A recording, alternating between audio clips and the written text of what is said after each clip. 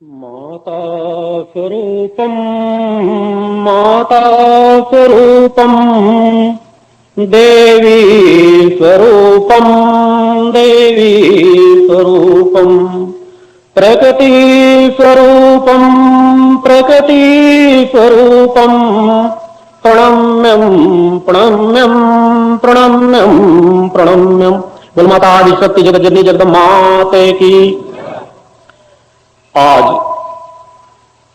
नवरात्रि के इन महत्वपूर्ण क्षणों पर मैं यहां उपस्थित अपने समस्त शिष्यों, भक्तों, श्रद्धालुओं को, आए हुए भक्तों को, मां के भक्तों को, व इस कार्य में लगे हुए समस्त शिष्यों, कार्यकर्ताओं को अपने हृदय में धारण करता हुआ माता आदि शक्ति जगत जननी जगदम्बा का आशीर्वाद प्राप्त करता हुआ अपना पूर्ण आशीर्वाद समर्पित करता हूं।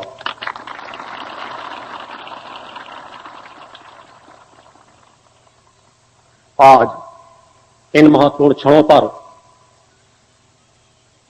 मैं चाहूंगा कि आप लोग जितने भी क्षण मेरे संग गुजार रहे हैं उसमें आपकी एकाग्रता, आपकी निष्ठा, आपका चित्त यदि एकाग्र होगा तो मेरे द्वारा दिए जाने वाले वो महत्वपूर्ण चिंतन जो समस्त मानवता के लिए आवश्यक हैं, जो धर्म के मूल ज्ञान को जानने के लिए आवश्यक हैं, उसका कुछ न कुछ स्पर्श अवश्य कर सकेंगे। क्योंकि अनेकों बार मेरे द्वारा चिंतन दिए जा चुके हैं कि ग्रंथों और पुराणों को पढ़ने के बाद भी आप सत्य के सार को शायद न प्राप्त कर सकें। क्योंकि सत्य के सार का ज्ञान वही करा सकता है जिसने उस सत्य का संग किया हो, जिसने उस पूर्णत्व को प्राप्त किया हो। और पूर्णत्व क्या है, उसको जहां तक मेरा मानना है, आज के समाज में बैठे हुए हमारे चारों धर्माचार्य शंकराचार्य भी अज्ञान है। प्रारंभ में शब्दों का उपयोग मेरे द्वारा मात्र इसलिए किया जा रहा है कि आज उस मूल महामंत्र का जो मैं चिंतन देने जा रहा हूं उसके बारे में विस्तार से बताने जा रहा हूं। उसको बताने का ज्ञान तो अनेकों प्राप्त कर सकते हैं, मगर उसके सार में डूबने का ज्ञान शायद ही समाज के किसी आज वर्तमान में जी रहे महापुरुषों ने किया हो। पूर्व में तो हमारे अनेकों महापुरुषों ने, ऋषियों ने, महर्षियों ने अपने जीवन को तपाकर, अपने जीवन का शोधन करके वह सार हमारे और आपके बीच ला करके रखा कि जिस सार को यदि हम अपने अंदर समाहित कर लें तो हमारे और आपके अंदर भी वही पूर्णत्व की स्थिति आ जाएगी। आज मैं आपको आगे का ज्ञान दूं। आज अनेकों चीजों के बारे में कुछ न कुछ चिंतन अवश्य दूंगा। और इन 3 दिनों के चिंतनों में सालों से जो आप लोगों के बीच उथल पुथल में अनेकों प्रकार के प्रश्न विचार आते रहते हैं, जिनको मैं स्पर्श करता रहता हूं, उनका कहीं न कहीं 3 दिनों के चिंतन के अंदर ही निदान छिपा हुआ होगा। आवश्यकता होगी उस गहराई के चिंतन में डूबने के पहले अपने चित्र को एकाग्र करने की, एक एक शब्दों की गहराई को देखने, समझने और जानने की, क्योंकि यह समस्त लोगों के लिए आवश्यक है। अगर चित्त एकाग्र नहीं होगा तो दृश्य साफ दिखाई नहीं देंगे। जिस तरह यदि दर्पण, शीशा जिससे आप नित्य जिसका उपयोग करते हैं, अगर वह हिल रहा हो तो कोई दृश्य उसमें साफ नहीं दिखाई देगा। उसी तरह हर मनुष्य का एक चित्त होता है और चित्त की कुछ वृत्तियां होती हैं। तो जो चित्त की वृत्तियां हैं, उनकी चित्त की जो मूल वृत्तियां हैं, सुख दुख, प्रेम और बैर, ये मूल 4 वृत्तियां हैं। इन वृत्तियों की भी अनेकों वृत्तियां हैं, मगर हर मानव इन 4 वृत्तियों से प्रभावित रहता है, सुख दुख, प्रेम और बैर। तो इस समय आप सुख दुख और प्रेम बैर की 2 पहलू की वृत्तियों को ग्रहण कर लें। सुख और प्रेम, इस वातावरण में पूर्ण एकाग्र चित्त होकर के यह चिंतन करें कि जो हमारे क्षण गुजर रहे हैं यह साधनामय है। क्योंकि साधक का संग ही जीवन की पूर्णता प्रदान करने में सक्षम होता है। जब तक आप लोगों के अंदर भक्ति भाव जागृत नहीं होगा, तब तक आप लोग किसी भी विचारों को, चिंतनों को गहराई से ग्रहण ही नहीं कर सकते। क्योंकि भक्ति वह पात्र है जिसमें ज्ञान, विज्ञान, सामर्थ्य सब कुछ समाहित होती चली जाती है। हर साधक, हर शिष्य, हर भक्त, हर मानव को उस परम सत्ता माता भक्ति आदि शक्ति जगत जननी जगदम्बा का भक्त बनना आवश्यक है। उसे इस रूप में स्वीकार करना आवश्यक है। मगर भक्त बना कैसे जा सकता है? भक्ति वही कर सकता है उसी की कर सकता है जिससे प्रेम हो। प्रेम के बिना भक्ति संभव ही नहीं। यदि आप किसी से प्रेम नहीं करते तो भक्ति कर ही नहीं सकते, संभव ही नहीं। प्रेम में छिपी हुई है भक्ति, और प्रेम का तात्पर्य है अपने तन मन धन रोम रोम का सर्वस्व समर्पण, पूर्ण एकाग्रता, पूर्ण समर्पण। और जब वह पूर्ण समर्पण आप लोग अपने अंदर ले लेंगे, एकाग्रता ले लेंगे, तो इस जीवन में मैं जो आप लोगों के बीच देने आया हूं वह चिंतन, वह सार, वह क्रम, उस धर्म का ज्ञान जो समस्त मानवता का धर्म है। आप लोग कहेंगे ऐसा कौन सा धर्म है जो समस्त मानवता, समस्त जाति धर्म संप्रदाय का एक ही धर्म हो, और वह धर्म है आत्म उन्नति करना, आत्मोन्नति, आत्मज्ञान को प्राप्त करना। उसी आत्मज्ञान में मानवता छिपी पड़ी है। मनुष्य जीवन अनेकों योनियों के भटकने के बाद जब मनुष्य जीवन प्राप्त होता है, मनुष्य योनि प्राप्त होती है, तो हमारा सिर्फ एक लक्ष्य होता है, आत्म उन्नति करना, आत्मा का सत्संग करना, आत्मावान बनना। आप सभी लोग उस आत्मा को अपने शरीर में धारण किए हुए हैं, मगर उससे कोसों दूर हैं। और दूरी कितनी है, उससे इसी का एहसास हो जाता है कि आज समाज में हजारों वर्षों से अनेकों मंत्र दिए गए होंगे, अनेकों चिंतन दिए जा रहे हैं, मगर अगर समाज से कह दिया जाए, आप लोग ही बैठे हैं और मैं आप लोगों से पूछ लूं कि प्रथम मूल शब्द, आप लोगों को मैंने दो मूल महामंत्र या मूल शब्द दिए, एक मां और दूसरा ओम। ये बीज महामंत्र है, पूरी सृष्टि इन दो शब्दों में समाहित है। और जब पूरी सृष्टि इन दो शब्दों में समाहित है, उसके बाद भी समाज को इनके शाब्दिक अर्थ का ज्ञान नहीं है, ओम की गहराई का ज्ञान नहीं है, ओम में डूबने का किसी ने प्रयास नहीं किया। अनेकों भक्त आते हैं, उनके चिंतन में है कि ओम का जाप या ओम का मंत्र कर रहे हैं तो हम शिव की आराधना कर रहे हैं। अनेकों शिष्य मेरे बीच भी आकर के अनेकों बार मुझसे कहे कि गुरुजी, मां का तो आपने बता दिया, ओम का हम जब उच्चारण करते हैं तो शिव का ध्यान करते हैं।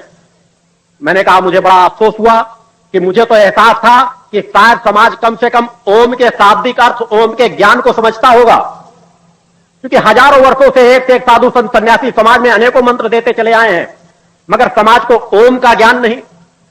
ये कितनी बड़ी विडंबना है। आज मैं आप लोगों को उसी ओम के शाब्दिक ज्ञान का, उसके गहराई का ज्ञान का और उसकी सामर्थ्य के ज्ञान का एहसास कराने के लिए आज इस समय बैठा हुआ हूं।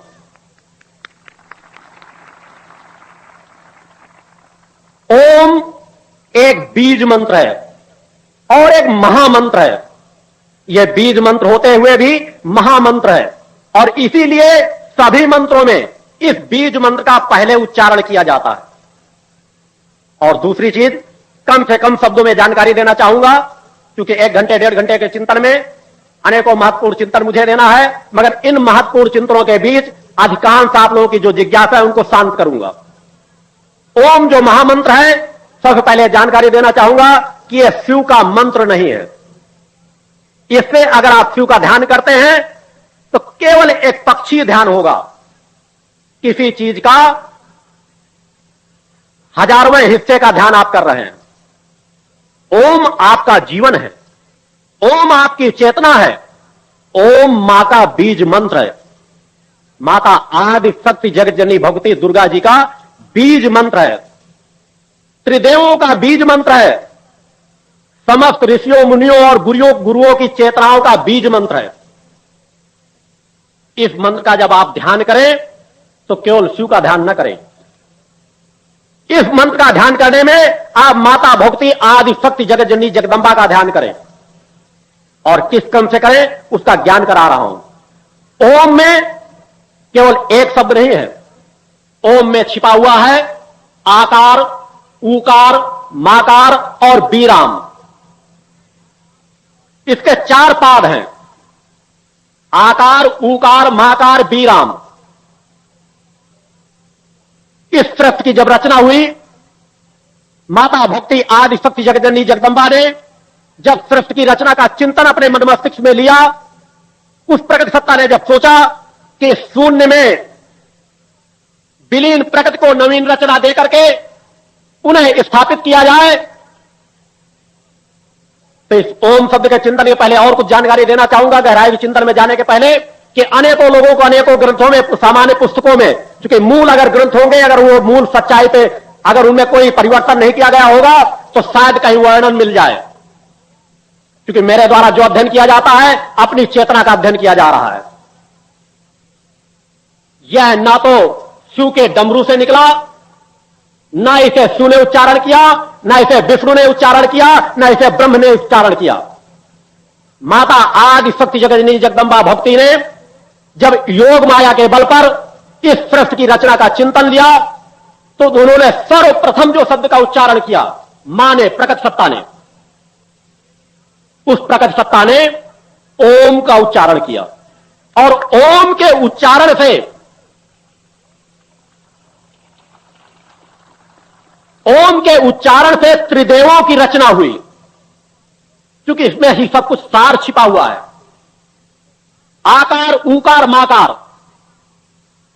आपके शरीर में आप देखते हैं कि आपका केवल एक शरीर है, मगर योगी जानता है कि ये एक शरीर नहीं है। आपके शरीर में प्याज की छिलकों के समान तीन तीन शरीर समाहित है। आप स्थूल शरीर लिए हुए हैं, आपके अंदर एक सूक्ष्म शरीर समाहित है, और सूक्ष्म शरीर के अंदर एक कारण शरीर समाहित है, और कारण शरीर के बाद छिपी हुई है उस चेतना की दिव्य ज्योति, जिसके बल पर हम आप चल रहे हैं, कार्य कर रहे हैं, बोल रहे हैं। उस प्रकट सत्ता का मूल अंश, जिससे छोटा न कुछ है न हो सकेगा, और जिसकी विराटता की कोई सीमा नहीं, वह मूल अंश दिव्य ज्योति। दिव्य ज्योति के बाद माकार है, उसके बाद ऊकार है, इसके बाद आकार है, और इन तीनों से त्रिदेवों की रचना हुई। तमोगुण, रजोगुण और सतोगुण। शिव तमोगुण के स्वरूप धारण किया। जब मैंने उच्चारण किया ओम का, तो सबसे पहले आकार का उच्चारण हुआ और उससे शिव की रचना हुई। और जब ऊकार का उच्चारण हुआ तो नारायण की रचना हुई, विष्णु की रचना हुई। और जब माकार का उच्चारण हुआ तब ब्रह्म की रचना हुई, क्योंकि आकार में छिपा हुआ है तमोगुण, ऊकार में छिपा हुआ है रजोगुण, और माकार में छिपा हुआ है सतोगुण। प्रकृति त्रिगुणात्मक है, इन तीन गुणों में ही पूरा सार समाहित है। और इसके बाद जाकर के वह विराम दिव्य ज्योति है, आनंदमय कोष है। इसको आपको गहराई से समझना पड़ेगा। आपके अंदर जिस तरह वह त्रिगुणात्मक शक्तियां हैं, वो त्रिगुणात्मक शक्तियां प्रकृति का स्वरूप है, ब्रह्मा, विष्णु और महेश। और उसी तरह हर त्रिगुणात्मक शक्ति हर मनुष्य के अंदर, हर जात के अंदर, हर धर्म संप्रदाय के मानने वाले मानवों के अंदर छिपी हुई है। इसलिए कहा गया है अहम ब्रह्मास्मि, मैं ही ब्रह्म हूं, मैं ही विष्णु हूं, मैं ही महेश हूं। मगर इस शब्द का उच्चारण कब हो सकता है? जब आप आकार, ऊकार, माकार और वह दिव्य ज्योति को प्राप्त कर लें। इस ओम के उच्चारण के माध्यम से ही योगी और ऋषि मुनि जब अनेकों मंत्र दिव्य साधनाओं को पूर्ण करने के बाद अपनी दिव्य चेतना को प्राप्त करते हैं, तो मात्र ओम के उच्चारण के माध्यम से अपने स्थूल शरीर के अंदर सूक्ष्म में प्रवेश करते हैं, सूक्ष्म के अंदर कारण शरीर में प्रवेश करते हैं, और कारण के बाद उस दिव्य ज्योति में विलीन होते हैं। आकार आपका स्थूल शरीर, इसके अंदर समाहित है आपका सूक्ष्म शरीर, और सूक्ष्म शरीर के अंदर समाहित है कारण शरीर। आपका स्थूल शरीर तमोगुण की प्रधानता को लिए हुए है, सूक्ष्म शरीर रजोगुण की प्रधानता को लिए होता है, और आपके अंदर छिपा हुआ कारण शरीर सतोगुणों की प्रधानता को लिए रहता है। अब आप स्वतः सोचे कि आप धर्म से कितना दूर खड़े हैं, सत्य से कितना दूर खड़े हैं, कि प्रकृति ने दिव्य ज्योति जो इस शरीर के अंदर दी है वही आपके शरीर के अंदर दी है। आप बाहर भौतिकतावाद में शांति खोजना चाहते हैं, मगर कभी अपने अंदर झांकना नहीं चाहते कि आपके शरीर के अंदर तीन तीन दिव्य शरीर छिपे हुए हैं। अगर आप उनको जागरण करने लगे, यदि आप तमोगुण के ऊपर रजोगुणों के प्रभाव को जमा ले, तमोगुण पर अपने आप को कंट्रोल कर ले, तो आप सूक्ष्म शरीर के नजदीक पहुंच सकते हैं। और वह सूक्ष्म शरीर पर यदि आप रजोगुण को, तमोगुण और रजोगुण के ऊपर सतोगुणों का वर्चस्व प्राप्त कर ले, तो आपके अंदर एक वह दिव्य शक्ति जागृत हो जाएगी जिसे कारण शरीर कहा गया है। हर मनुष्य की रचना के पीछे कारण छिपा हुआ है, और कारण के लिए ही वह दिव्य ज्योति एक अंश, एक नवीन रचना करती है। कारण शरीर मूल है। हमें चाहिए, हर मनुष्य को चाहिए कि हम अपने कम से कम कारण शरीर का तो ज्ञान करें। अगर हमने अपने कारण शरीर का ज्ञान नहीं किया, हमने अपने अंदर के कारण को नहीं समझा, तो फिर तो एक पक्षी जीवन हो गया। समाज के जीवन में पूर्णता आएगी कैसे? क्योंकि वह तो केवल तमोगुणी जीवन जी रहा है, जबकि हर मनुष्य को सतोगुणी जीवन जीना चाहिए। सतोगुणी जीवन जी करके रजोगुणी और तमोगुणी जीवन, स्थूल शरीर को धारण करके भी आप सतोगुणी जीवन जी सकते हैं। अनेकों ऋषियों मुनियों ने जिया है। और ओम में वही सब कुछ दर्शाया गया है। ओम वह मूल महामंत्र है जो आपको एहसास कराता है कि जब भी आप मंत्र जाप करें, किसी मंत्र का जाप करें, ओम का उच्चारण करें, तो आपको पहले अपनी गहराई में डूबना चाहिए। और जब गहराई में डूब करके उस माकार को पुकारेंगे, माकार ही आपका उपासक है, उपास्य है, वही पूर्ण है। माकार से ही आगे की रचना हुई है। आप अपने अंदर जब तक एकाग्र नहीं होगे किसी मंत्र को बोलने के पहले, तो आपका सब कुछ मंत्र भी तमोगुणी होता चला जाता है। आप ओम के माध्यम से अपने गहराई में डूबने का प्रयास करें कि मेरे अंदर स्थूल के बाद एक सूक्ष्म शरीर है, और सूक्ष्म के अंदर मेरा कारण शरीर है, और कारण शरीर के अंदर वो समाहित है दिव्य ज्योति। तो ओम के माध्यम से मैं मां के चरणों के नजदीक जाना चाहता हूं, और मां के चरणों के नजदीक जाने के बाद अगर मैं शिव के मंत्र का भी जाप कर रहा हूं, तो मेरा चिंतन उस प्रकट सत्ता से मैं शिव की शक्ति चाहता हूं। अगर बजरंगबली का मंत्र उच्चारण करना चाहता हूं, तो मां के चरणों तक जाकर उस शक्ति से, क्योंकि सब कुछ प्रकट दिव्य ज्योत से। अनेकों ऋषियों मुनियों सभी धर्म के लोगों ने जब गहराई में डूबा है, तो एक दिव्य ज्योति के दर्शन किए। वह दिव्य ज्योति जो मां के स्वरूप का अंश है, कण कण में व्याप्त है, जिससे सूक्ष्म ना कुछ है और ना कुछ हो सकेगा। और प्रकृति ने कहा है कि तुम चाहो तो मेरे समान बन सकते हो। यह प्रकृति की महानता है कि उस सूक्ष्म से सूक्ष्म को यदि हम पहचान ले, उस दिव्य ज्योति को जागृत कर ले, तो हम ब्रह्म के समान बन सकते हैं, हम विष्णु के समान बन सकते हैं, हम शिव के समान बन सकते हैं। हम तीनों शक्तियों को अर्जित करके उस दिव्य लोक सिद्धाश्रम में, जो सिद्धाश्रम के मूल संस्थापक संचालक हैं, स्वामी सच्चिदानंद का स्वरूप धारण कर सकते हैं। कुछ भ्रांतियां समाज में आ जाती हैं, जैसे अभी सोनी जी ने, चूंकि भ्रांतियां दूर करना मेरा कर्तव्य है, कई बार सोनी जी ऐसे शब्दों को उच्चारण कर देते हैं कि गुरु चरणों में ब्रह्मा विष्णु महेश भी झुकते हैं। मैं उस सिद्धाश्रम के मूल चेतना सच्चिदानंद का एक अंश हूं, जिन्होंने केवल ऋषित्व जीवन ही जीना चाहा है। ओम के बाद जिस दिव्यात्मा की उत्पत्ति हुई, जिस दिव्यात्मा ने ओम की गहराई को जान करके सर्वप्रथम मां शब्द का उच्चारण किया, क्योंकि जिस तरह ओम में आकार उकार माकार छिपा है, तो ओम का उच्चारण उस प्रकृति सत्ता के द्वारा ब्रह्मा विष्णु महेश की रचना के लिए हुआ। और जब हम मां शब्द का उच्चारण करते हैं, तो उस मूल में जाकर मां की चेतना को आकार में खींचने का प्रयास करते हैं कि हम आकार धारण किए हुए हैं, हम मां की चेतना को चाहते हैं। इसीलिए मेरे द्वारा जब मां शब्द को आपको उच्चारण करने के लिए कहा गया है, तो केवल मात्र इसीलिए कहा गया है कि हम मंत्र तो नाना प्रकार के जपते रहते हैं, मगर मां की मूल चेतना को खींचने के लिए यदि हम गहराई में डूबे ध्यानस्थ होकर के मां शब्द का उच्चारण करें, तो दिव्य ज्योति का प्रकाश हमारे चारों तरफ आवरण के रूप में छा जाएगा। यदि हम गहराई में डूबे ध्यानस्थ होकर के मां शब्द का उच्चारण करें, तो दिव्य ज्योति का प्रकाश हमारे चारों तरफ आवरण के रूप में छा जाएगा। हर मनुष्य में एक तरंगें फैलती रहती हैं।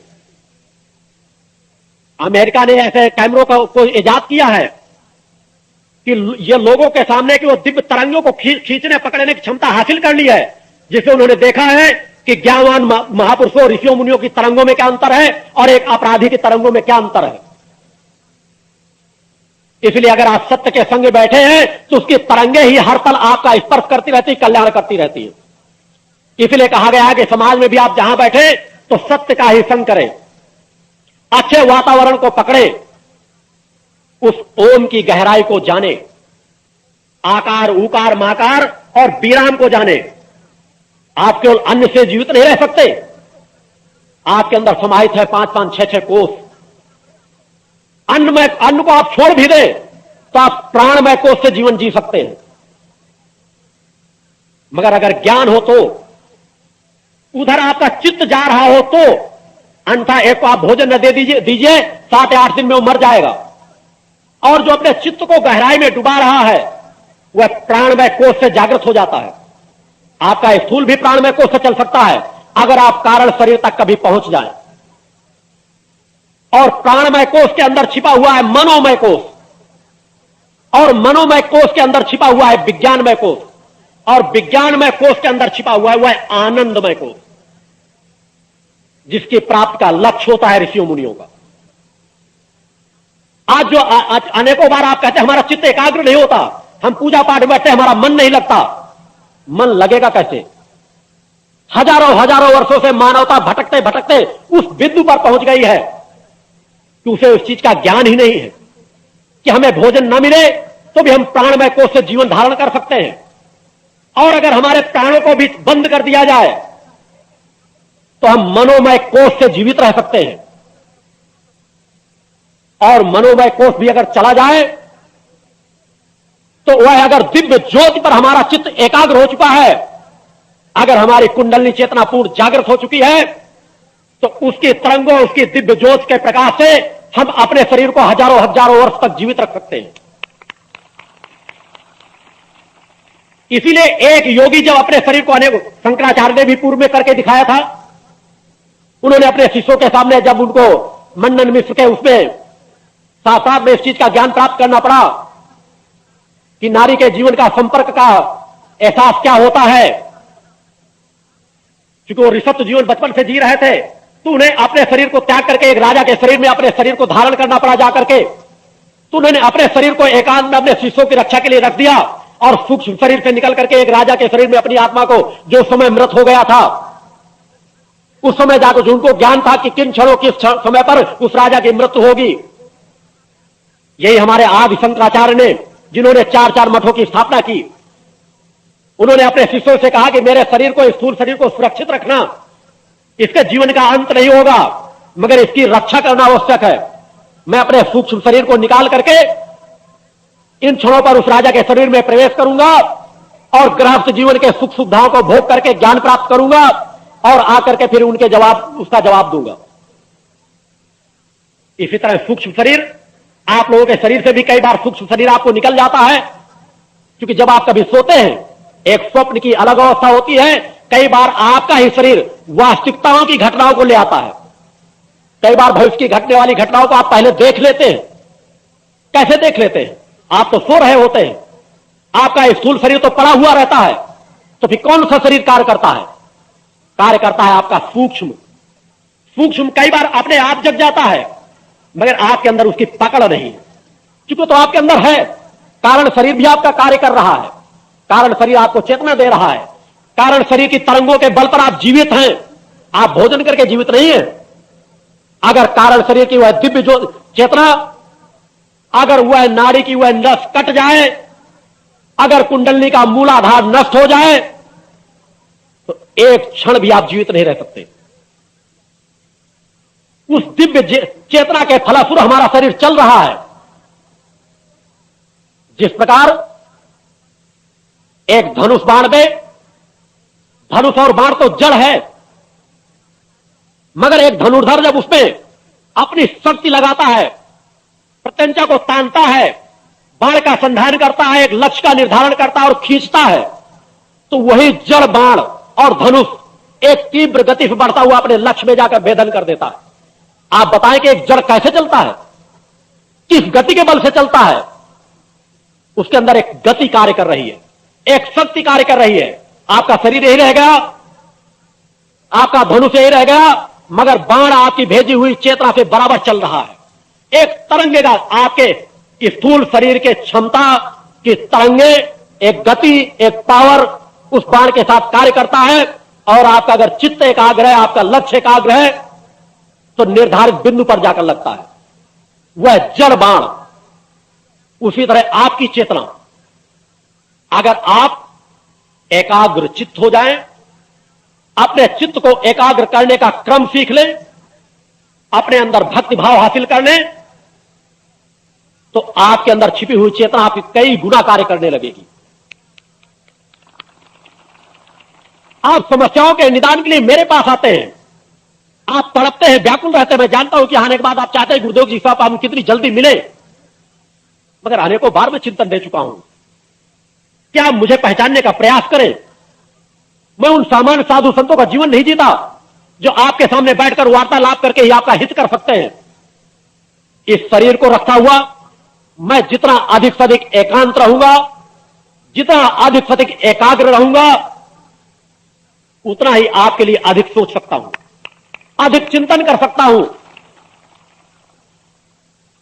जिस तरह आप स्थूल शरीर रख करके भी कुछ ज्ञान और क्षमताएं रखते हैं कि आपके घर में अगर एक अतिथि आ जाए तो आप कहीं भी बैठे रहे, आपको ख्याल रहता है कि हमारे फला कमरे में एक हमारा अतिथि बैठा हुआ है, उसको कितने समय भोजन देना है, उसको कितने समय स्नान की व्यवस्था कराना है, उसको कितने समय क्या करना है। उसी तरह आप मेरे लिए अतिथि समान हैं, मेरे अपने हैं, मेरे शिष्य हैं, मां के भक्त हैं।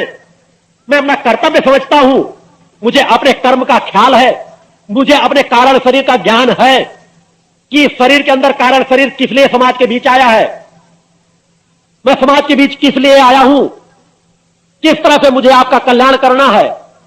मुझे हर पल इस चीज का ज्ञान रहता है। मैं आपसे दूर रहकर भी आपसे दूर नहीं रहता, मैं तो आपको अपनी चेतना से एकाकार करने के लिए आया हूं, उस ज्ञान को देने आया हूं कि आप नाना प्रकार के आडंबरों से अपने आप को हटाकर यह सत्य के ज्ञान में अपने आप को, चित्त को एकाग्र करने लगे, केवल भौतिकता की कामना न करें। मैं बार बार कह रहा हूं, एक जीवन मेरे विचारों से समर्पित कर दें, अनेकों जीवन की सुख सुविधाओं से भर दूंगा आपको। क्योंकि जब तक आप उस बिंदु की ओर खींचेंगे नहीं, जब तक आपकी तड़प गुरु की तरंगों को प्राप्त करने के लिए नहीं होगी, गुरु के स्थूल से ही प्रेम करना अधिक न सीखे। यही ना सोचे कि गुरुदेव जी जब हमारे सामने होंगे तभी हम गुरुदेव जी को समर्पित हैं।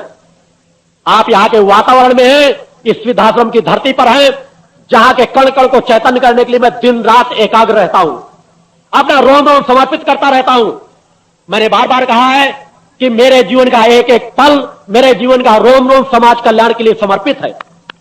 और जब मैं यहां के वातावरण को चैतन्य बनाता हूं तो आप मेरे घर में आए हैं, इस आश्रम के अंदर बैठे हैं, मेरे शरीर को स्पर्श करने वाली वायु आपको स्पर्श कर रही है, मेरे शरीर से निकलने वाली श्वास आपके अंदर समाहित हो रही है और आपके अंदर की निकलने वाली श्वास मेरे अंदर समाहित हो रही है।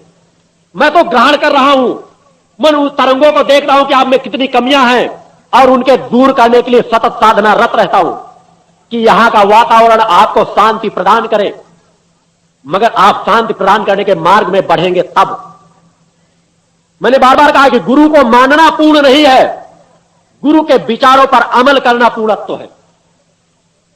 गुरु के विचारों को अपने अंदर समाहित करना पूर्णत्व है, वही सच्चा समर्पण है। और जब तक आपके अंदर वह समर्पण नहीं आएगा कि जब आप इस धरती पे आए तो चाहे जहां कुछ समय के लिए बैठे, शांति से बैठे और अपने आज्ञा चक्र पर ध्यान लगाकर कुछ समय एकाग्र हो, मुझे नहीं देख पाते तो यहां की तरंगों को एहसास करें कि यहां की वायु हमारे शरीर को स्पर्श कर रही है। इस स्थूल से सूक्ष्म के लिए ललक रखें। मुझे अपने शरीर के कष्टों को दूर करने के लिए, धन दौलत प्राप्त करने के लिए लालायित न रहे, लालायित रहे सूक्ष्म को प्राप्त करने के लिए। सोचे कि एक चेतना हमारे बीच है जो हमें सूक्ष्म के नजदीक ले जा सकती है। अगर हम याचक बने तो उस सूक्ष्म और कारण शरीर की चेतना को प्राप्त करने के लिए गुरु समाज में आते ही इसीलिए। और अगर उस दिशा में आप दो दो कदम भी बढ़ते चले गए, इस जीवन में अगर उधर के विचार भी आपने हासिल कर लिए, और विचार नहीं, मैं अगर ये कह रहा हूं कि अगर आडंबरों से आपने अपने आप को हटा लिया, नाना प्रकार के आडंबरों और भ्रांतियों से आपने काट लिया, अगर आपका चित्त ही एकाग्र हो गया, तो जीवन की बहुत बड़ी साधना है, बहुत बड़ी सब तपस्या है। फिर आगे के आपके अनेकों जन्म आपको उधर खींचते चले जाएंगे। आज समाज में अगर मैं कह दूं कि शायद ही दुर्लभ ढूंढने तलाशने से इस पूरी धरती पर 2, 4, 5 ऐसे महापुरुष निकले जिन्हें अपने सूक्ष्म शरीर की पकड़ हो, और दुर्लभ शायद 1 या 2 ऐसे दिव्य महापुरुष और मिल जाएंगे जिन्होंने अपने कारण शरीर को प्राप्त किया हो। मगर वो कारण शरीर के प्राप्त शरीर समाज के बीच शायद ही आपको मिले। ये शरीर आपके बीच आया है, आप चौहान लोगों से मिले, यही प्रथा मेरे द्वारा रखी जाती है कि लोग सोचते हैं हम जब गुरुदेव जी के चरण स्पर्श करेंगे तभी हमें चेतना प्राप्त होगी, मगर उन्हें एहसास नहीं कि मुझे कितने तकलीफों से गुजरना पड़ता है। एक विधान होता है, व्यवस्था होती है। चेतना तरंगें किस प्रकार कार्य करती हैं, आपको उसी तरह ग्रहण करने का भाव होना चाहिए। एक मर्यादा में बंधना चाहिए, एक साधक का स्वरूप धारण करना चाहिए, ओममय बनना चाहिए। आगे के महामंत्रों का और मंत्रों का जाप करके आप ओम जगदम्बे दुर्गाय नमः मंत्र का भी जाप करते हैं, तो जब तक ओम में नहीं डूबेंगे तब तक जगदम्बे दुर्गाय नमः के मंत्र की जो चेतना से जो आप लाभ ऊर्जा खींचना चाहते हैं वो आपके अंदर उतनी नहीं आ पाएगी, आएगी मगर सीमित दायरे में आएगी। और जब आप अपने चित्त को एकाग्र कर लेंगे, भक्ति भाव में डूब जाएंगे, और भक्ति भाव में डूब करके ओम का उच्चारण, एक एक शब्दों में आपके भाव समाहित होना चाहिए कि ओम में डूबते हुए आप गहराई में डूब रहे हैं। आप अपने तमोगुण, रजोगुण और सतोगुण को एक साथ खींच रहे हैं और उसमें सतोगुण की प्रधानता ला रहे हैं। काम क्रोध से अलग होकर के अपनी एकाग्रता को कायम करके फिर प्रकृति को पुकार रहे हैं। और फिर देखें, आपके द्वारा बोले जाने वाले 2-4 मंत्र ही आपके हजारों मंत्रों की बराबर ऊर्जा दे देंगे। बड़ी बड़ी कहानियां और किस्सा सुनने से आपका कल्याण नहीं होगा। मैं तो चाहता हूं कि उन गहराई के ज्ञान को आप लोगों को दूं, मगर आप लोगों के अंदर जिज्ञासा तो हो। क्योंकि मैंने वही चीज कहा है कि जब तक आपका तार सही नहीं जुड़ेगा, जब तक आप गहराई में नहीं जाएंगे, आप तो स्थूल को ही लिए बैठे हैं, तो कारण शरीर के अंदर की छिपी हुई दिव्यता को आप कैसे पहचान पाएंगे। इसीलिए आपके अंदर कई बार भ्रांतियां आ जाती हैं। मैं नहीं कहता कि भ्रांति आना गलत बात है, मगर तर्क, कुतर्क और जिज्ञासा में फर्क करें। कोई भी शिष्य तर्क और कुतर्क से गुरु की चेतना के नजदीक नहीं पहुंच सकता, मगर जिज्ञासा से पहुंच सकता है। किसी भी प्रकार की जिज्ञासा आपके अंदर पैदा हो पहले, क्योंकि तर्क और कुतर्क तमोगुणी होते हैं और जिज्ञासा रजोगुणी होती है। तो तमोगुणी से परिवर्तन करके रजोगुणी बने, आध्यात्मिक ज्ञान की जिज्ञासा अपने अंदर पैदा करें। आप लोग तो घरों से आते हैं, बस गुरुदेव जी से हम इस समस्या का निदान पूछेंगे, गुरुदेव जी के पास जाएंगे, हम इस समस्या को, इस तकलीफ से मुक्ति पा जाएं। अगर आप उसके बजाय ये वेदना लेकर के आए कि इस बार हम जा रहे हैं गुरुदेव जी के आश्रम में, हमारे 2-3 दिन गुजरेंगे तो हमारे अंदर कुछ तमोगुण के बाद रजोगुण की प्रधानता आ जाए, कुछ वहां की किरणें हमारे शरीर पर प्रभाव डाले और हमारे अंदर कुछ दिव्यता का प्रकाश जागृत हो। तो दिव्यता का प्रकाश तो निर्धारित सबके अंदर जागृत है, क्योंकि वह प्रकाश अगर बंद हो जाएगा तो जीवन 1 मिनट में समाप्त हो जाएगा, मगर वह प्रभावक नहीं है, बहुत सीमित दायरे में है। अतः एक जिज्ञासा अपने अंदर रखें। मैं आज उस चिंतनों को उस दिशा में इसलिए बार बार घुमाना चाहता हूं कि आपके अंदर 3 दिन 4 दिन आपके पास शेष रहेंगे। यदि विचारों की एकाग्रता हो जाए, वास्तविकता का आपके अंदर समर्पण आ जाए, तो सूक्ष्म की नजदीकता बहुत कठिन बात नहीं है। मैंने बार बार कहा कि कई बार आपका समर्पण भी सतोगुण और रजोगुण से जुड़ा हुआ नहीं रहता, वो तमोगुण से जुड़ा रहता है। अनेकों पत्र मेरे पास आते हैं, मैं ऊपर से पढ़ना शुरू करता हूं, बड़े भावनात्मक लिखे रहते हैं, मगर अंतिम समय जाते जाते बस गुरुदेव जी हम चाहते हमारे घर में वैभव आ जाए, हमारी नौकरी लग जाए, तो हम आपकी पूजा पाठ करें, आप आध्यात्मिक जन कल्याण का कार्य करें। सब किया धरा अंतिम एक लाइन में बर्बाद हो जाता है। मैं अपने चिंतनों को एकाग्र करता हूं कि चलो फलासीस के अंदर कुछ भावना तो जागृत हुई, मगर जब अंतिम लाइन तक पहुंचता हूं तो बस वही छिपी हुई, वही तमोगुण, वही भौतिकतावाद का आपका आवरण उस तत्व को पूरी तरह से घेर लेता है। एक जीवन तो मुझे समर्पित कर दो, एक जीवन तो मां को समर्पित कर दो। मैंने बार बार कहा है कि जीवन में आप निराश होकर के नहीं जाएंगे, असमर्थ बन करके नहीं जाएंगे। उस सामर्थ्य को हासिल करें जो अनेकों जन्मों में आपका साथ दे। उसके लिए आपको केवल केवल और केवल अपने अंदर के सत्य को खोजना है। मानव जीवन जिसके लिए देवता भी तरसते हैं, क्यों तरसते हैं? कि यही एक शरीर है कि हम कारण शरीर को जागृत करके रजोगुण और तमोगुण को लेकर के नवीन कर्म भी कर सकते हैं, नवीन पूंजी हासिल कर सकते हैं, और अपने अनेकों जन्मों के कुसंस्कारों को धोने का भी यही मार्ग रहता है। यदि आप गहराई में डूबेंगे, गहराई के सत्य को तलाशेंगे, तो आप कुछ मांगे या ना मांगे, जो जो आप मेरी तरंगों को अपने शरीर के अंदर समाहित करते जाएंगे, जो जो आपका प्रेम और समर्पण मेरी ओर बढ़ता चला जाएगा, आपके जीवन की समस्याएं उसी तरह दूर होती चली जाएंगी। क्योंकि सूर्य के प्रकाश के सम्मुख आए और आपको धूप न लगे, गर्मी का एहसास न हो, यह असंभव है। और अगर मेरी चेतना सत्य को ग्रहण किए बैठी है, अगर मुझे सत्य का ज्ञान, अगर मेरा रोम रोम समाज कल्याण को समर्पित है, तो ऐसा असंभव है कि तुम मेरी चेतना की ओर खींचो और तुम्हारी समस्याएं दूर ना हो। आवश्यकता है उस चेतना को पकड़ने की। गुरु का अपना कोई अस्तित्व नहीं होता। मैंने बार बार कहा, मैं उस दिव्यात्मा का एक अंश हूं जो यह कारण शरीर लेकर के समाज के जिस कार्य को पूर्ण करने के लिए आया, उसका ज्ञान मुझे है। और जब तक कोई भी धर्मगुरु, कोई भी साधक, कोई भी मार्गदर्शक समाज का कल्याण तब तक नहीं कर सकता जब तक उसका रोम रोम, तन मन धन, रोम रोम जीवन की एक एक साधना समाज कल्याण को समर्पित नहीं होगी। क्योंकि मैंने तरंगों की बात कुछ देर पहले की थी। हर मनुष्य तरंगे फैल रही हैं। जो देने का भाव रखता है, जिसकी दिव्य तरंगे प्रभावक हैं, सतोगुणी और रजुगुणी की प्रधानता लिए हुए हैं, वो जब आपके शरीर को स्पर्श करेंगी तो कुछ दे रही होंगी और आपके अवगुणों की तरंगों को अपनी ओर खींच रही होंगी। जिस प्रकार गर्म पानी अगर किया जाए, लंबे किसी पात्र में रख दे और एक तरफ से ठंडा पानी डाले, तो गर्म पानी उधर जाएगा और ठंडा पानी गर्म होने के लिए गर्म पानी के पास आता चला जाएगा। उसी तरह आपकी अपूर्ण चेतना तरंगे जो हैं, वह पूर्णता में आकर के पूर्णता की तरंगे आपके अंदर प्रवाहित होती रहती हैं। और जब आप ऐसे साधु संत सन्यासियों के पास जाएंगे जो स्वतः भिखारियों का जीवन जीते हैं, स्वतः असमर्थता का जीवन जीते हैं, भगवे वस्त्र पहन करके ही कोई संत साधु संत सन्यासी बन नहीं सकता।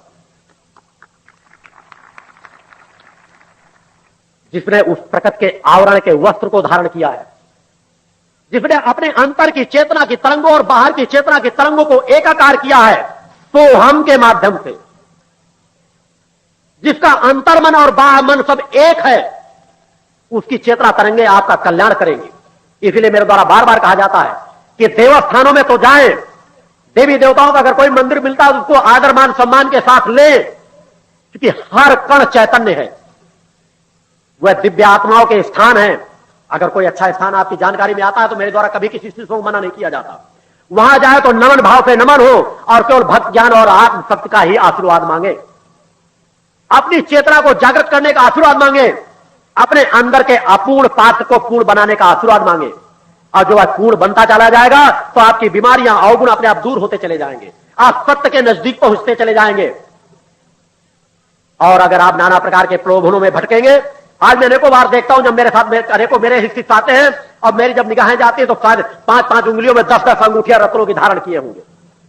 आपका गुरु तो कोई रत्न नहीं धारण किए बैठा, फिर भी कहता है कि मेरे लिए असंभव शब्द है ही नहीं। किस बल पर? अहंकार के बल पर नहीं, तमोगुण के बल पर नहीं, इस स्थूल शरीर के बल पर नहीं, उस माता आदि शक्ति जगत जननी जगदम्बा के केवल मां शब्द के बल पर, उस मां शब्द के बल को पहचाने। आप क्या ज्ञान प्राप्त करना चाहते हैं, किस आगे को ज्ञान को प्राप्त करना चाहते हैं? जब आप मां के मूल उन बीज मंत्रों का ज्ञान ही नहीं प्राप्त कर पाएंगे, उस विचारधारा से जोड़ नहीं पाएंगे कि ओम क्या है, मां क्या है, सोहम क्या है। मैंने बताया कि ओम में आकार, उकार, माकार और विराम 4 पाद जुड़े हैं। यह एहसास कराते हैं कि आपके शरीर में तमोगुण, रजोगुण और सतोगुण के बाद वह दिव्य ज्योति बैठी है। इस बीज मंत्र के साथ तीनों का उच्चारण एक साथ है। इस पूरी प्रकृति को समाहित किया गया है इस ओम के माध्यम से। इस पूरी प्रकृति में भी 3 चीजें समाहित है, स्थूलता, सूक्ष्मता और चेतनता। जिस तरह अनेकों चीजों को आप जड़ देखते हैं, मिट्टी पत्थर आपको जड़ नजर आता है, मगर उन्हीं मिट्टी पत्थरों के पास एक बीज अंकुर लेता है, उसमें चेतना तत्व छिपा रहता है, सूक्ष्म तत्व छिपा रहता है। उसी तरह बाण के समान कि एक फूल बाण मारा गया और बाण चलता हुआ नजर आता है। जो देख रहे हैं, आप देख रहे हैं कि एक बाण जा रहा है, मगर जाने वाला जब भेजने वाला है कोई, उसी तरह जब एक बीज अंकुरित होता है तो उस प्रकृति का सूक्ष्म कार्य कर रहा होता है। उस प्रकृति की चेतना तरंग कार्य कर रही होती है कि बीज अंकुरित होता है, पेड़ बढ़ता है, फलता है, फूलता है और फिर जड़ में समाप्त हो जाता है। जिस तरह एक बाण चलता है, जाता है, जाता है और अपने लक्ष्य पे पहुंचकर समाप्त हो जाता है, उसी तरह एक जड़ता है इस पूरे भौतिक जगत में, सृष्टि में, इस प्रकृति में। उसी के अंदर सूक्ष्म है और सूक्ष्म के अंदर वह समाहित है कारण शरीर, जिस एक कारण के हम अनेकों कारण हैं। उस एक महाकारण के अंदर ही हम अनेकों कारण फैले हुए हैं और अनेकों कारण जब प्रकृति का लय होता है, सृष्टि का लय होता है, तो उस मूल कारण में समा जाते हैं और उस मूल कारण के बाद छिपी हुई है वह दिव्य ज्योति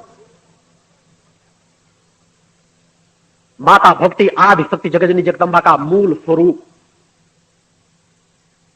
अतः उस विचारधारा को ग्रहण करें कि आप सोहम के माध्यम से जब सोहम का आप उच्चारण कर रहे हो तो आप अपने अंदर और बाहर को एकाग्र करने का भाव रखें कि अहम ब्रह्मास्मि, मेरे अंदर जो दिव्य ज्योति बैठी हुई है, जिसके बल पर मैं बोल रहा हूं, चल रहा हूं, खा रहा हूं, पी रहा हूं, वह मां की दिव्य ज्योति है।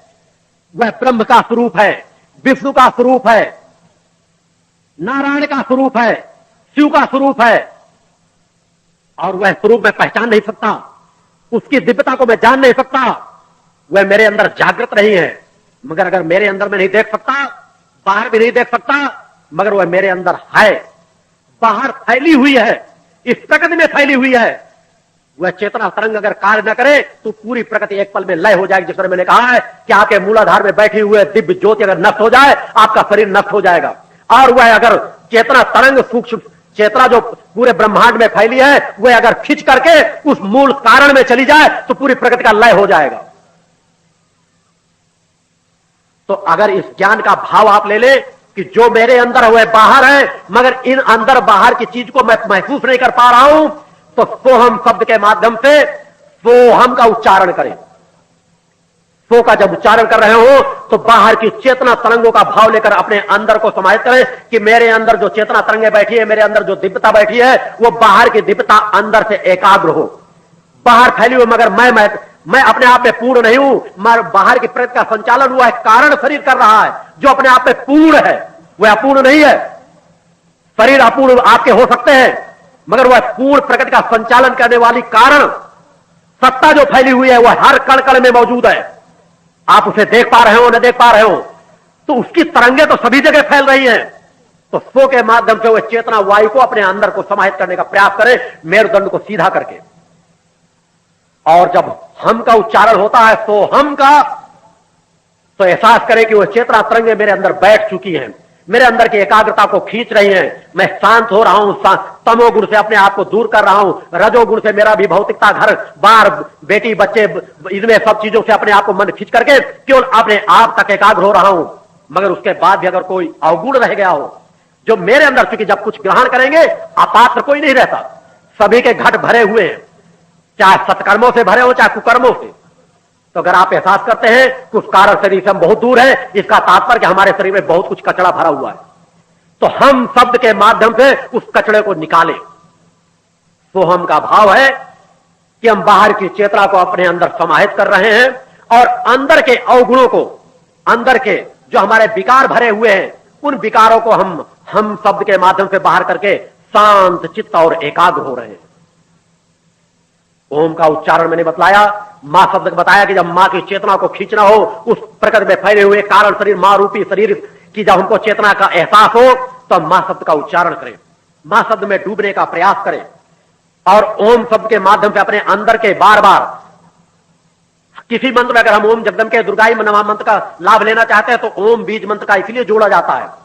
त्रिशक्ति महामंत्र का जब जाप कर रहे हैं कि हम पहले अपने आप की चेतना के मूल तक पहुंचे और उसके बाद अगर हम मंत्र को एकाग्र होकर के जाप करेंगे तो वह मंत्र हमारे लिए फलीभूत हो जाएगा, आपकी एकाग्रता कायम होगी। यह बड़े विस्तार का समय विषय है।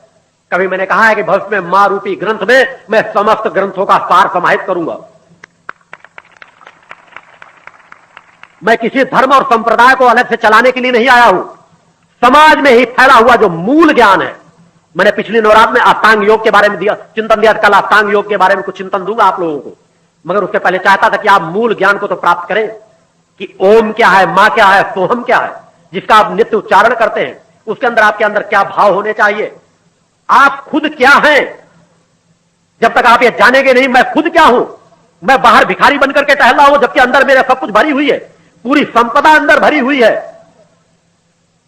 और फिर भी अगर बाहर आप भिखारी बनकर टहलेंगे तो अज्ञानता होगी। उसी तरह आप कह रहे हैं हमको दिल में दिखाई दे रहा है, मगर मैं कह रहा हूं देखते हुए भी आप नहीं देख रहे हैं। आपके अंदर वह दिव्य ज्योति बैठी है, गुरु का सहारा लेकर के, गुरु का ज्ञान को ग्रहण करके अपने अंदर गुरु की तरंगों को ग्रहण करके उसको निर्मल बना डालिए।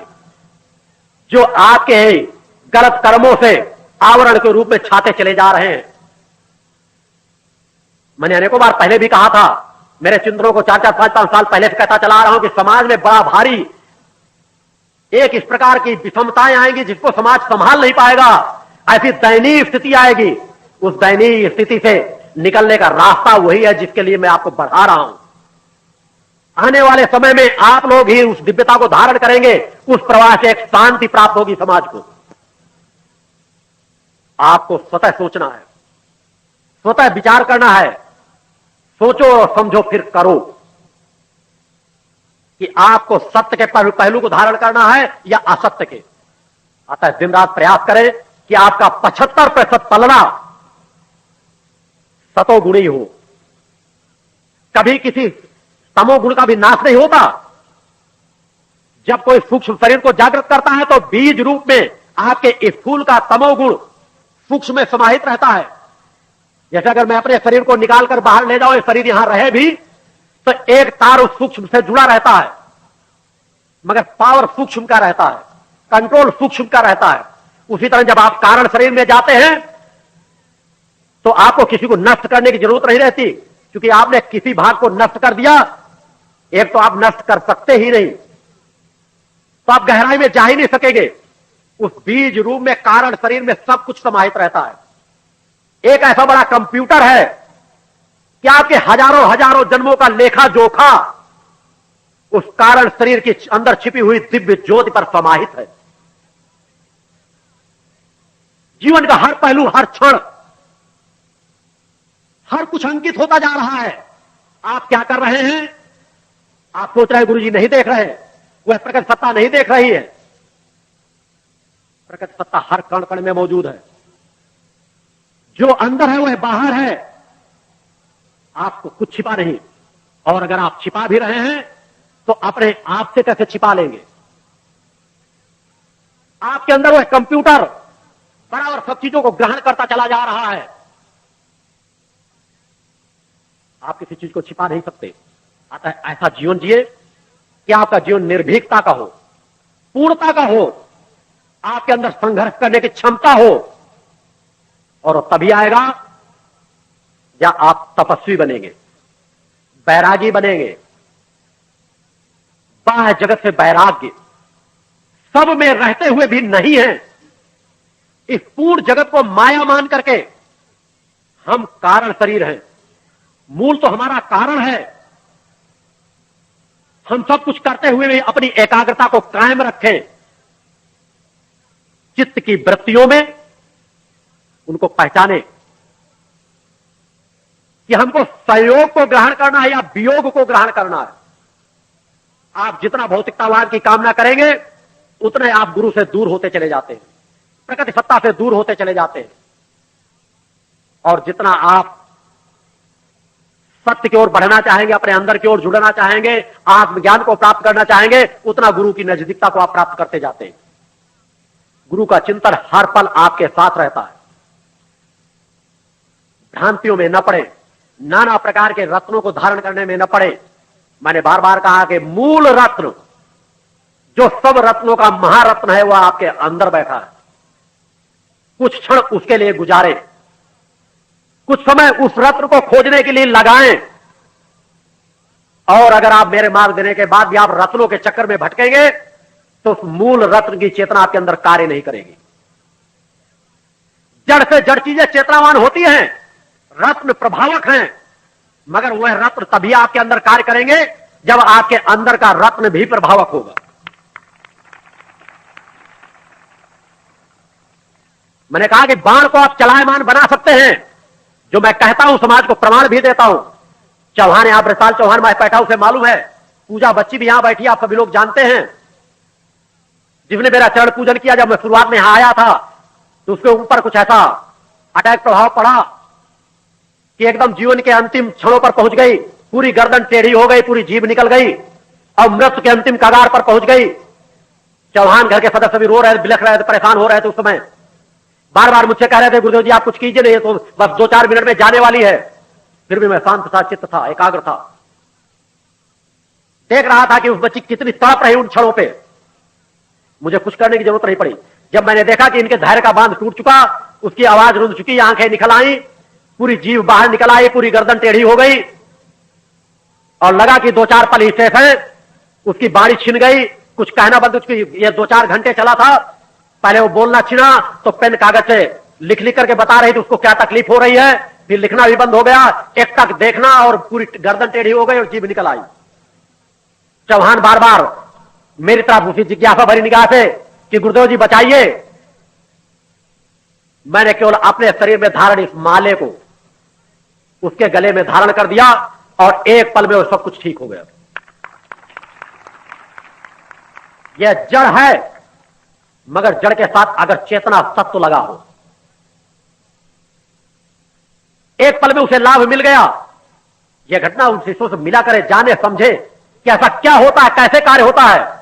मैंने तो बार बार कहा कि मैं चमत्कार करने के लिए समाज के बीच नहीं आया। मैंने बार बार कहा मैं किसी को भी जीवन दान दे सकता हूं, मगर इसका तात्पर्य नहीं कि सबको जीवन दान देता फिरूंगा। यह मेरा कर्म नहीं है। मैं धर्म का ज्ञान कराने आया हूं, आपकी आत्मोन्नति में सहायक बनने आया हूं। अनेकों बार मैंने 2-4 बार प्रमाण दिए हैं कि अगर गुरु चाहे, चेतनावान चाहे तो ऐसा कर सकता है, मगर यदि वो सतत यही कार्य करने लगेगा तो अपने पथ से पथभ्रष्ट हो जाएगा। कि उसका यह कर्म और फर्ज नहीं है। यह उसके लिए है कि जब उसके अपने विचारों में कभी आए, उसकी अपनी चेतना तरंग, उसका अपना कारण शरीर कभी यह एहसास करे कि मेरा कारण इसको लाभ देना है, तभी वह लाभ देगा, किसी के कहने पर नहीं। जब तक आप नशा मुक्त जीवन जी करके, नशा मुक्त जीवन के लिए मेरे द्वारा बार बार इसलिए कहा जा रहा है, जब तक आप नशा मुक्त जीवन जिएंगे नहीं, जब तक आप अपने मूल मस्तिष्क को समझ ही नहीं पाएंगे। आपके को अपने अंदर के नशे को खोजना है। और जब आप उसमें एक बाहर का नशा, तमोगुणी नशा, एक जड़ नशा को डाल देंगे तो आपके अंदर क्या दिव्यता है, आप इसको ग्रहण ही नहीं कर पाएंगे। अतः पूर्णतया नशा मुक्त जीवन जिए। ओम को पहचाने, अपने स्थूल शरीर, सूक्ष्म शरीर और कारण शरीर को लिए हुए शरीर को अपाहिज, असमर्थ और भिखारी मत कहें। आपका गुरु किस बल पर कार्य करता है? यह तो सब नाशवान है, यह शरीर भी नाशवान है, मेरे अंदर भी कोई सामर्थ्य नहीं है। जो सामर्थ्य है उस दिव्य ज्योति की सामर्थ्य है। दिव्य ज्योति में कुछ भी असमर्थता नहीं है। अनेकों बार मैंने वो लाभ दिए हैं, कार्य किए हैं, उनको देखे बार बार चिंतन इसलिए दिया जाता है कि मैं वही ज्ञान कराने आया हूं। मगर अगर नित्य कार्यों में पड़ जाऊंगा तो एक चमत्कार कहलाएगा, वह आडंबर कहलाएगा, वह प्रलोभन कहलाएगा कि मैं आपको अपनी तरफ खींचना चाहता हूं। मैं आपको अपनी तरफ खींचना नहीं चाहता। मैं वास्तविकता का प्रेम आपसे करना चाहता हूं। एक गुरु के धर्म को निभाना चाहता हूं। आप शिष्यत्व के धर्म को निभाएं। आप जो जो मेरी चेतना को स्पर्श करेंगे, वह चेतना आपके चेतना को जागृत करती चली जाएगी। नाना प्रकार के भटकाओं में न पड़े। मेरे द्वारा दिए हुए दुर्गा चालीसा के पाठ को बड़ी एकाग्रता के साथ किया करें। कुछ शिष्यों ने जानना चाहा है कि दुर्गा चालीसा की रचना किसने की। तो मैंने उसे शायद वो भूल गए होंगे। जब मैंने चालीसा पाठ को प्रारंभ किया था, तब से शायद संक्षिप्त मैंने चिंतन दिया था कि मेरी चेतना की जो मूल चेतना स्वामी सच्चिदानंद का स्वरूप है, उस स्वरूप का ही एक कारण शरीर समाज में आकर के इस दुर्गा चालीसा की रचना की। और उसी रचना को मैंने बार बार कहा, कारण शरीर अनेकों हो सकते हैं, मगर वो सब एक है। उसी प्रवाह को मैं आज फैला रहा हूं, क्योंकि मैं वह और वह दिव्य आत्मा एक रूप है। आप स्थूल में सूक्ष्म को जाकर के एक सूक्ष्म को धारण कर सकते हैं, और जब सूक्ष्म से कारण में पहुंच जाएं, तो अपने कारण शरीर के बल पर हजारों स्वरूपों को, हजारों शरीरों को धारण कर सकते हैं। यह आपके अंदर दिव्यता है। इसी तरह वह दिव्यात्मा, वह मूल कारण अरबों खरबों की रचना कर सकती है, अनंत लोगों की रचना करती है। लोग कहते हैं कि गुरुदेव जी ऐसा क्या हुआ कि पहले जनसंख्या कम थी, जनसंख्या बढ़ गई। इसके पीछे दो कारण छिपे हैं। एक कारण उस प्रकृति का विकास, और उससे महत्वपूर्ण कारण दूसरा कि अनंत लोक हैं। अरे विज्ञान ने भी खोज कर लिया है कि इस लोक की जो रचना है, इसके अलावा भी उन्होंने एक अलग अंतरिक्ष की खोज की है। और हमारे ऋषियों मुनियों ने तो बहुत पहले कह रखा है। उन्होंने किस विज्ञान को अपनाया था? आज लोग साधु संत सन्यासी और ऋषियों मुनियों को नकारते हैं। मैंने कहा कि अगर नकारने पहले अतीत को देखें कि हमारे ऋषियों मुनियों ने वह सब कुछ लिख रखा है, कह रखा है कि यह एक ब्रह्मांड नहीं है। इस ब्रह्मांड के एक ही ब्रह्मा, विष्णु, महेश, राम और कृष्ण नहीं है, अनेकों ब्रह्मांड हैं। और उन्हीं अनेकों ब्रह्मांडों में इस ब्रह्मांड के अलग एक ब्रह्मांड की खोज कुछ वैज्ञानिकों ने की है। बीच बीच में ऐसी जानकारी आती रहती है। और भविष्य में मेरा मानना है कि 20वीं सदी में ही विज्ञान इतनी खोज कर लेगा कि इस अंतरिक्ष के अलावा दूसरे अंतरिक्ष का ज्ञान उनको हो जाएगा। और जब 84 लाख योनियां हैं और कर्म के आधार पर ही जन्म जीवन मिलता है, तो एक कहीं बढ़ सकता है। कोई योनि घट रही है तो कोई योनि बढ़ रही है। अंतर सिर्फ इतना है। अनेकों जातियां विलुप्त हो रही हैं, अनेकों जातियां बढ़ रही हैं। ये कोई नई बात तो नहीं। कारण अनेकों जब फैले हुए हैं समाज में, तो कभी वो मनुष्य जीवन में अधिकता आती है। और मनुष्य जीवन में अगर सत्कर्म करेंगे तो बढ़ेंगे, और कुकर्म करेंगे, गलत मार्ग पे भटकेंगे, तो धीरे धीरे विनाश की ओर बढ़ेंगे। तो यह उस कारण शरीर की रचना का क्रम है। अनंत लोक भी एक दूसरे से जुड़े हुए हैं। आज आप इस लोक में जन्म लिए बैठे हैं। आप अपने दिव्यात्मा के माध्यम से, कारण शरीर के माध्यम से या कर्मों के माध्यम से कोई उस अवस्था को प्राप्त करते हैं कि आप दूसरे लोक में भी जाकर जन्म ले सकते हैं। आज आप हिंदू हैं, कल मुसलमान भी हो सकते हैं, सिख भी हो सकते हैं, ईसाई भी हो सकते हैं। इसलिए मेरा चिंतन रहता है कि किसी भी धर्म के मानने वालों से पैर मत रखो। सभी एक हैं। अज्ञानता हो सकती है, मूल धर्म सभी का एक है, आत्मोन्नति करना। उस तक पहुंचने का मार्ग भी सभी का एक है। अपने अपने धर्म को चलाने के लिए मार्ग अलग फैला दिए जाए तो अलग बात है। और वह एक मार्ग क्या है? वह ऋषियों मुनियों को दिए हुए ज्ञान को ही पुनः आज आकर के मुझे देना पड़ रहा है। मैं अलग से कुछ ज्ञान नहीं दे रहा। जब आप ज्ञानवान होंगे, कभी आपके अंदर की चेतना जागृत होगी, तो आपको यही ज्ञान स्पर्श करेगा।